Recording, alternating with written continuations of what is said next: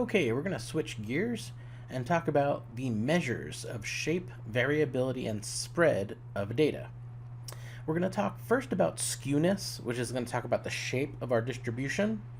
Then we're going to jump over to measures of variability and spread. We'll look at range and minimum maximum. That's the easy one. Then we're going to jump into the two that are challenging, and I can understand students being overwhelmed by standard deviation and index of qualitative variation. I'll show you how to calculate both of those, and we'll end the lecture with considerations for choosing measures of variation. Skewness. Skewness is a statistical measure that tells us about the shape of our variable. Now, a lot of things in this class we're not actually going to calculate by hand. We're not going to use calculators, we're not going to use pencils and pens. We're going to let the computer do all of the math. So this is our first example. You are not required to know how to calculate skewness. You can just request it from Stata, it'll shoot it out very quickly, but you do have to know how to interpret it, what it means when it gives you that number. So that's what I'm going to try to do here.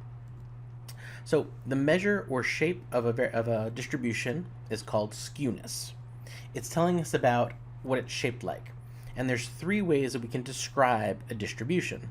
It can be negative, zero, or positive. If you want to understand the calculations, it's based on the cubed deviations from the mean, but I'm not going to require you to calculate it by hand. If any of you are interested, I can get the formula and show you how to calculate skewness, but it's not one that we're required to do by hand. So this is a distribution with a skewness score of 0, and it's a very special distribution we call the normal distribution. The mean, median, and mode all line up together, okay? So for this distribution, boom, boom, boom, all three very close to each other, almost identical, possibly identical, and you're going to get a skewness score around 0. This is what it looks like when you have a negative skewness and a positive skewness. So the one on the left is negative skewness. Notice that the mode, the blue line, is always the tallest part of a distribution, because what is the mode? The mode is the category that has the highest frequency, right? So notice the blue line is always going to fall right where that curve is the highest. So that should be intuitive for you. The mode is always the highest point on the curve. The median splits the data in half, 50-50. The mean is the one that gets pulled to the right and to the left based on high scores and low scores. So think about it. A perfect distribution, mean, median, and mode are all the same. That's the normal distribution. But when the mean's being pulled down, we call that a negative skewness.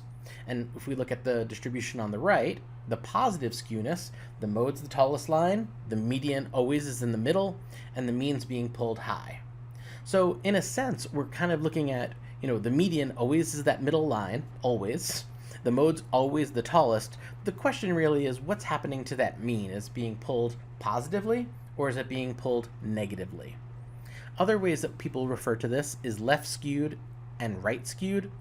I don't love those terms. I think they're a little bit confusing, so I like negative skewness, meaning the mean is being pulled down, and positive skewness, meaning the mean is being pulled upward towards Elon Musk and Jeff Bezos.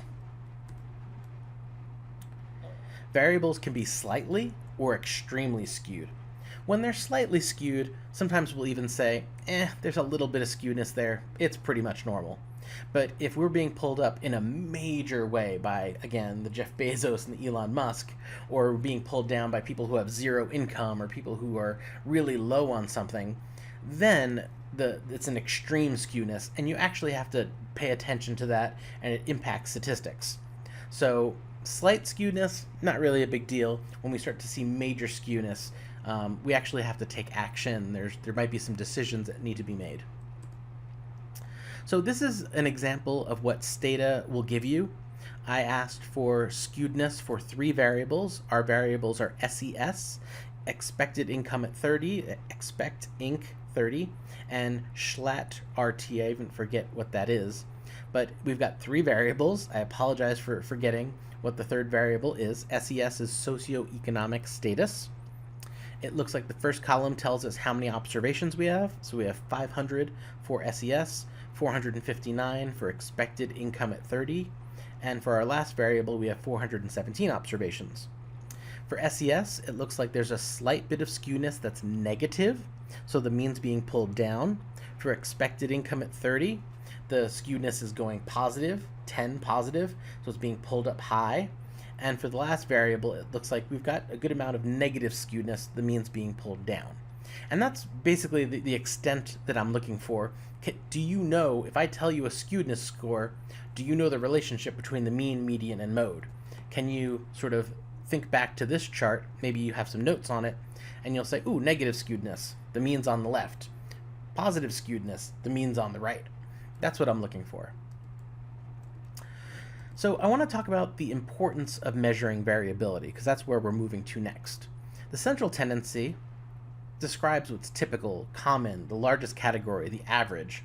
Measures of variability are going to tell us about diversity or variability in our distribution. So why is understanding variability important?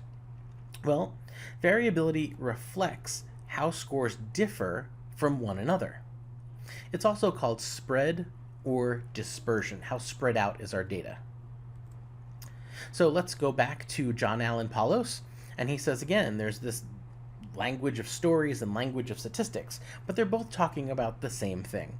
So for stories, we talk about diversity, variety, unusual, peculiar, strange, extreme, special, things that are unlike each other, deviance, and we talk about dissimilar or difference, right?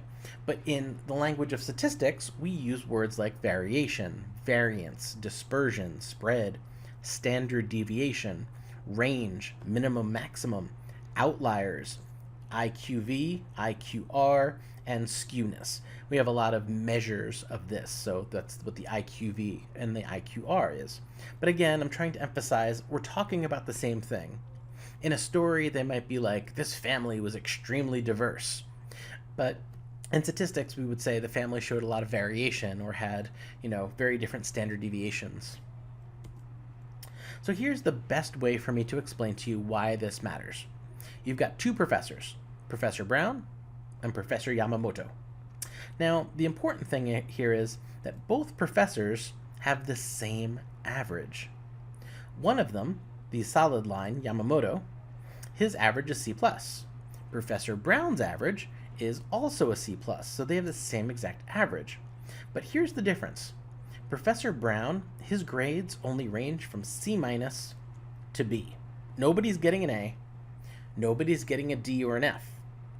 Professor Yamamoto, on the other hand, his grades range from F all the way to A. So think about that. Imagine just hearing the average. Well, both professors, their average grade is a C+. Okay, so they're the same, right? Same professor, basically. You're probably going to get a C+, maybe a little bit better, maybe a little bit worse, right? But that's not the whole story.